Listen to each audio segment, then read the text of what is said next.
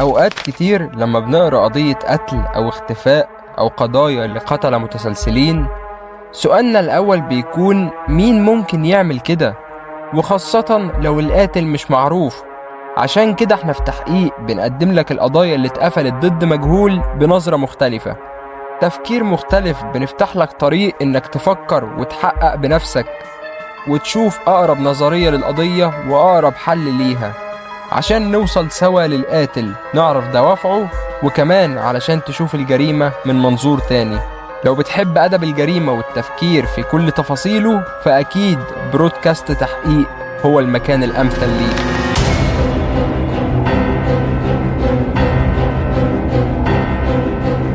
من وجهة نظرك ايه السبب وراء قتل ممثلة بشكل غير آدمي؟ ده اللي هنناقشه في حلقتنا النهاردة. في 15 يناير 1947 سيدة تدعى بيتي كانت بتتمشى مع بنتها اللي كانت وقتها عندها 3 سنين في حديقة لاميريت في لوس أنجلوس. اكتشفت وجود جثة مقسومة لنصين ومشوهة. في البداية افتكرتها انها دمية او عروسة، ولكن الصادم اكتشافها انها جثة حقيقية بعد ما بصت ليها كويس.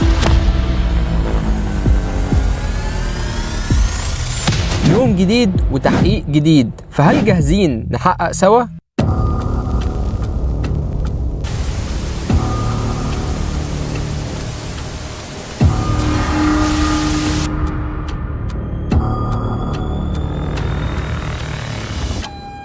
تحقيقنا النهاردة عن الممثلة إليزابيث شورت. اتولدت في أسرة مكونة من 6 أفراد وفي ظروف غامضة، واختفى والدها فجأة، فاضطرت على التنقل ما بين كذا مدينة لحين وصولها إلى لوس أنجلوس مع والدها، وده بعد ما عرفوا إنه لسه عايش. ولكن سرعان ما تم القبض عليها وترحيلها بتهمة شرب الممنوعات وهي دون السن. ولسوء حظها قررت العودة للوس أنجلوس عشان تقضي آخر 6 شهور في حياتها في غموض كبير عن سبب قتل إليزابيث.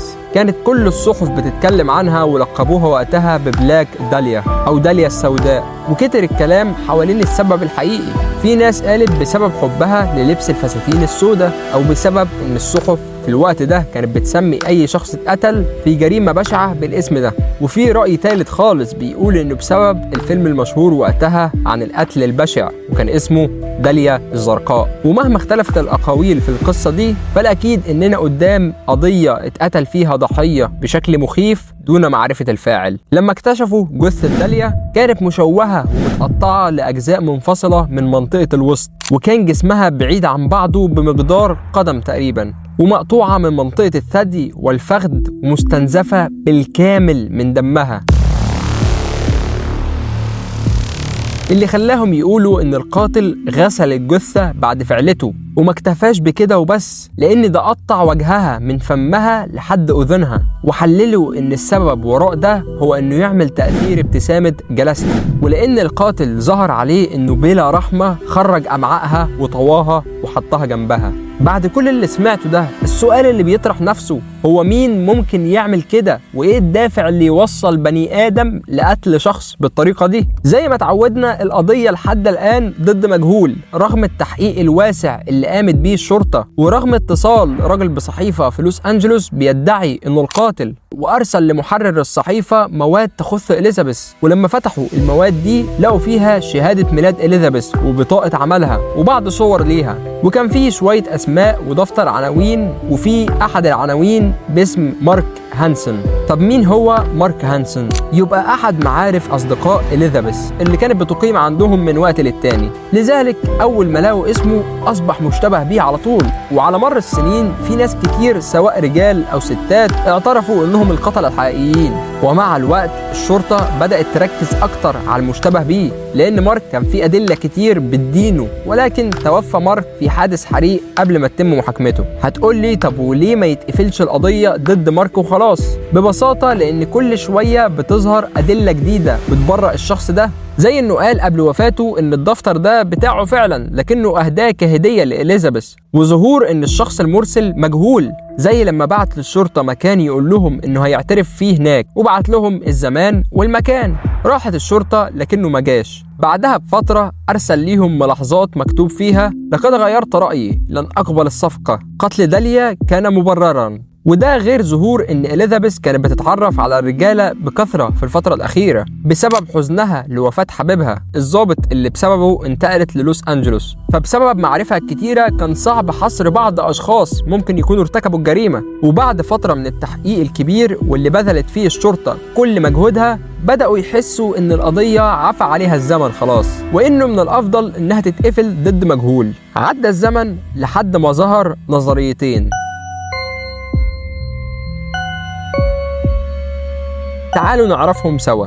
في عام 1999 توفى والد المحقق المتقاعد ستيف هودل اللي كان ضابط في شرطة لوس أنجلوس. وبعد فترة قصيرة من الوفاة كان ستيف بيتفقد الحاجات المتعلقة بوالده لحد ما وجد صورتين لامرأة تشبه إليزابيث بشكل كبير جدا، فبدأ يبحث عن الموضوع لحد ما قدر يوصل لكل المعلومات المتعلقة بالقضية، وبدأ يقارن الرسائل اللي بعتها القاتل للصحف بخط والده واللي كان مطابق لخط اليد بشكل كبير. ولكن النتائج دي ممكن يكون مجرد تشابه مش أكيد. بس اللي زاد شك ستيف إن طريقة قتل وتقطيع جسم الضحية كان متوافق جدا مع مهنة والده وهي الطب، واللي خلاه يبحث في أرشيفات والده في جامعة كاليفورنيا، واللي لقى من خلالها مجلدات فيها إيصالات خاصة بالحصول على تراخيص العمل في المنزل. وفي ضمن التراخيص دي وجد إيصال مؤرخ قبل أيام قليلة من الجريمة لكيس كبير من الخرسانة. وده يرجعنا لنقطة مهمة جدا اكتشفوها بعد قتل إليزابيث، وهي وجود كيس من الخرسانة على بعد قريب من الحديقة وفيه دم وكمان آثار كعب، وده بيأكد إنه تم قتلها في مكان آخر وبعد كده اتنقلت للحديقة بعد وفاتها. واللي لقاه ستيف كان نفس العلامة التجارية اللي لقيتها الشرطة في الوقت ده. اللي توصل ليه ستيف في الآخر لقى إن من الممكن يكون والده متورط في جرائم قتل كتيرة جدا، وإنه قاتل متسلسل ومختل عقليا. ولكن رغم كل الأدلة دي القضية ما اتقفلتش ضده بسبب اعتراف ناس كتير زي ما قلت لك بقتل إليزابيث. النظرية التانية كانت في سنة 2017 لما صرحت الكاتبة البريطانية بيو إتويل إنها وأخيرا حلت القضية،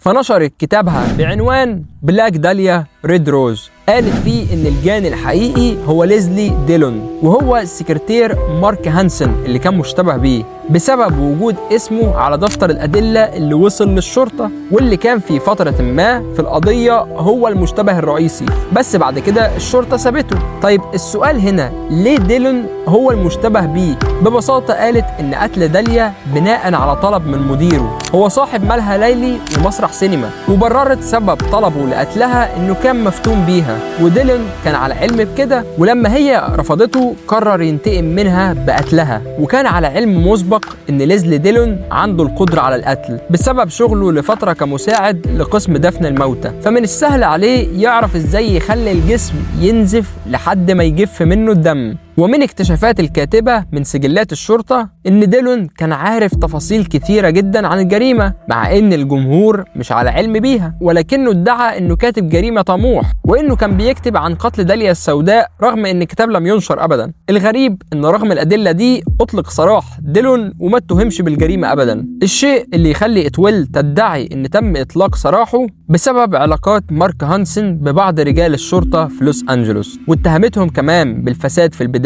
واللي دعم نظريتها وجود شاهد جديد، وده مالك فندق عثروا على مسرح الجريمة فيه. وقال المالك إن في صباح 15 يناير 1947 فتح باب غرفة ولقاها مليانة دم، واكتشف إن الشخص ده ساب لبس نسائي ملفوف في ورق وعليه دم، وبدل ما يبلغ الشرطة عن الجريمة قرر ينظف الأوضة لأنه كان اعتقل قبل كده لضرب زوجته، فخاف على سمعة نفسه وعلى سمعة الفندق. ورغم كل الأدلة دي إلا أن نظريتها لسه محتاجة لأدلة أقوى من كده، لأن عدى قرابة 80 سنة على القضية، فكل من هو متهم في القضية ميت حاليا، ولكن الكاتبة واثقة جدا من حلها للقضية. وبكده نكون قدمنا لكم النظريات، مستنيين نعرف منكم إيه النظرية اللي انتم ميلين ليها أكتر. ولو عندكم أي افتراضات تانية نحب إنكم تشاركونا طبعا في الكومنتات. ما تنسوش تعملوا لايك وسبسكرايب وشيروا للفيديو لأن ده بيساعدنا إننا نكمل في القناة، واستنونا في حلقة جديدة من تحقيق.